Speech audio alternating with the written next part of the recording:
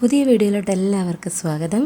ഇന്നത്തെ വീഡിയോ എന്ന് പറയുന്നത് നമ്മൾ സന്ധ്യയായപ്പോഴത്തേന് നമ്മുടെ ഏറ്റുമാനൂർ അമ്പലത്തിലേക്ക് പോകാൻ പോവുകയാണ്. ഉത്സവമല്ലേ. അപ്പോൾ എൻ്റെ പപ്പയും അമ്മയും അവിടെ വന്നിട്ടുണ്ട്. അപ്പോൾ അവർ ഞങ്ങളെ വിളിച്ചു ചെല്ലാൻ പറഞ്ഞിട്ട് പിള്ളേരെ കാണണം, അതാണ് മെയിൻ.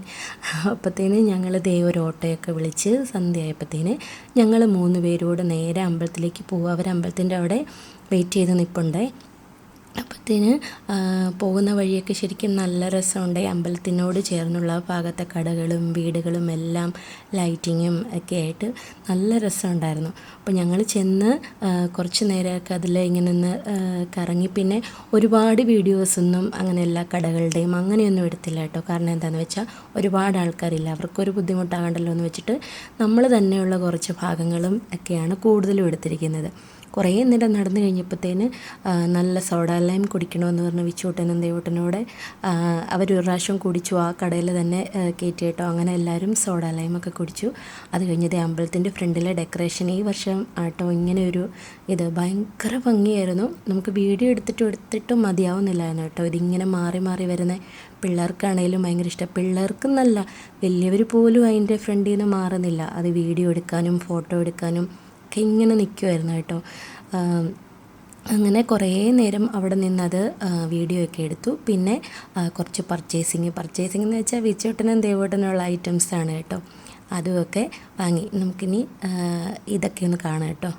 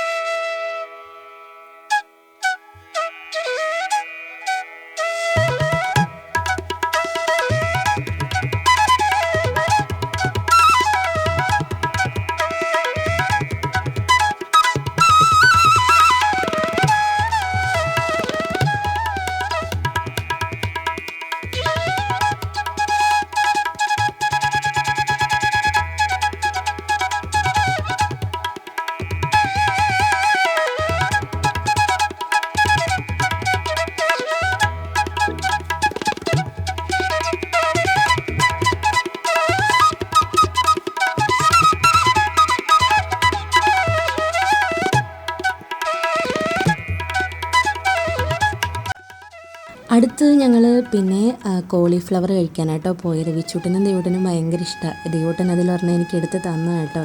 അങ്ങനെ അതൊക്കെ കഴിച്ചുകൊണ്ടിരുന്നപ്പം അതിലെ താലപ്പൊലി ഉണ്ടായിരുന്നേ. അപ്പം അതൊക്കെ നമ്മൾ കുറച്ച് നേരം നോക്കിയിരുന്നു. എന്താ പറയുന്നത്, എല്ലാ കടകളും ഒക്കെ ഇങ്ങനെ കാണിക്കണമെന്നുണ്ടായിരുന്നു. അപ്പോൾ ഒരുപാട് ആൾക്കാരാകുമ്പോഴത്തേനും നമ്മൾ ഈ ക്യാമറയും ഇതൊക്കെ കാണുമ്പം അവർക്കൊരു ബുദ്ധിമുട്ടാകുമല്ലോ. അതുകൊണ്ടാണ് മാക്സിമം നമ്മൾ അങ്ങനെയുള്ള കാര്യങ്ങളൊക്കെ ഒഴിവാക്കിയത്.